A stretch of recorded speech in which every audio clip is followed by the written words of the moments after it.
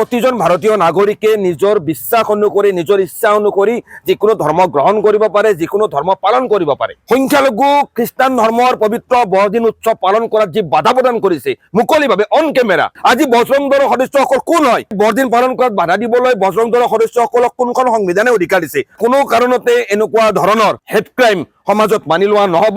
ABMCয়ে নলবাৰী জিলাত যোৱা 2টা দিনত এই পবিত্ৰ বৰদিনক লৈ বজৰং দলৰ সদস্যসকলে বৰদিনত ব্যৱহাৰ হ'ব লগা সা সামগ্ৰীসমূহ বিভিন্ন ধৰণে অগ্নিসংযোগ কৰি জ্বলাই দিছে, বৰদিন পালন কৰাত বাধা প্ৰদান কৰিছে আৰু কোনো কাৰণতে অসমত বা ভাৰতবৰ্ষত বৰদিন পালন কৰিব দিয়া নহ'ব বুলি আদি যি ঘৃণনীয় মন্তব্য কৰিছে তাৰ আমি তীব্ৰ ভাষাৰে আমি গৰিহণা জনাইছোঁ। আচলতে এই ঘটনা অতিকে ঘৃণাজনিত এক অপৰাধৰ বহিঃপ্ৰকাশ আৰু এনেকুৱা ধৰণৰ অপৰাধে সামাজিক যি গাঁথনি সেই সামাজিক গাঁথনিৰ ওপৰত ব্যাপক প্ৰভাৱ পৰিব বুলি আমি আশংকা প্ৰকাশ কৰিছোঁ। আচলতে ভাৰতীয় জাতীয়তাবাদ বিভিন্ন ভাষিক, বিভিন্ন সাংস্কৃতিক, বিভিন্ন বৰ্ণ ধৰ্মৰ এক সমন্বিত চিন্তা আৰু চেতনাৰ ৰূপে, যাৰ ভেটিটো নিৰ্মাণ হৈছিল 200 বছৰ বৃহত্তৰ ভাৰতীয় জাতিয়ে ব্ৰিটিছৰ বিৰুদ্ধে যি স্বাধীনতা সংগ্ৰাম চলাইছিল সেই স্বাধীনতা সংগ্ৰামৰ মাজেৰে, যি স্বাধীনতা সংগ্ৰামত বৃহত্তৰ ভাৰতীয় জাতিয়ে হিন্দু, মুছলমান, বৌদ্ধ, খ্ৰীষ্টান, পাৰ্চী সকলো ধৰ্মৰ মানুহ ঐক্যবদ্ধভাৱে, সকলো ভাষা ভাষীৰ মানুহ ঐক্যবদ্ধভাৱে আমি ভাৰতীয় স্বাধীনতা সংগ্ৰামত অংশগ্ৰহণ কৰি ব্ৰিটিছৰ বিৰুদ্ধে আমি স্বাধীনতা লাভ কৰিছিলোঁ। আৰু এই স্বাধীনতা সংগ্ৰামৰ যি যৌক্তিক প্ৰাপ্তি বুলি কোৱা হয় এয়া হ'ল আমাৰ ভাৰতবৰ্ষৰ পবিত্ৰ সংবিধান। ভাৰতৰ পবিত্ৰ সংবিধানৰ অনুচ্ছেদ 25 কি কৈছে?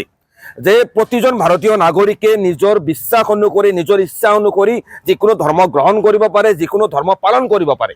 তো আজি নলবাৰী জিলাত এই একাংশ বজৰং দলৰ সদস্যই আইনৰ শাসন সম্পূৰ্ণভাৱে ভৰিৰে মোহাৰি, ভাৰতৰ সংবিধান সম্পূৰ্ণভাৱে ভৰিৰে মোহাৰি আজি সংখ্যালঘু খ্ৰীষ্টান ধৰ্মৰ পবিত্ৰ বৰদিন উৎসৱ পালন কৰাত যি বাধা প্ৰদান কৰিছে মুকলিভাৱে অন কেমেৰা, এই ঘটনাই যিটো আইডিয়া অফ ইণ্ডিয়া বুলি কোৱা হয়, বৃহত্তৰ ভাৰতীয় জাতিৰ যিটো ধাৰণা, সেই ধাৰণাক হত্যা কৰাৰ এক চেষ্টা কৰিছে।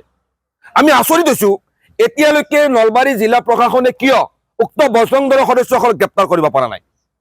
আজি আইনৰ শাসন নলবাৰীত ধ্বংস হৈ গৈছে নেকি? সেই প্ৰশ্ন আমি ABMC উত্থাপন কৰিছোঁ। আজি বজৰং দলৰ সদস্যসকল কোন হয়?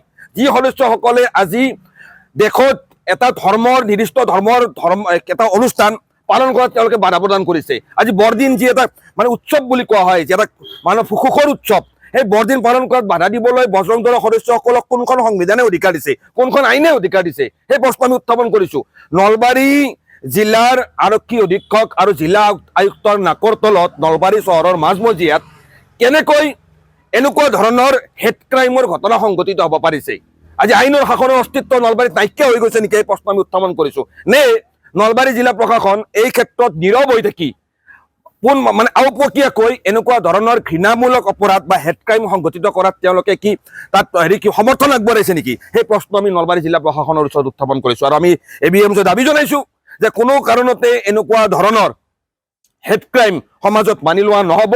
নলবাৰী জিলা আৰক্ষীয়ে শীঘ্ৰেই উক্ত বজৰং দলৰ সদস্যসকলৰ বিৰুদ্ধে স্বমতো গোচৰ ৰুজু কৰি দেশৰ সামাজিক গাঁথনি, দেশৰ আইন শৃংখলা, দেশৰ সংবিধান, আইনৰ শাসনৰ প্ৰতি ভাবুকি আহিব পৰা এনেকুৱা ধৰণৰ সদস্যক গ্ৰেপ্তাৰ কৰিবলৈ আমি ABMC দাবী উত্থাপন কৰিছোঁ।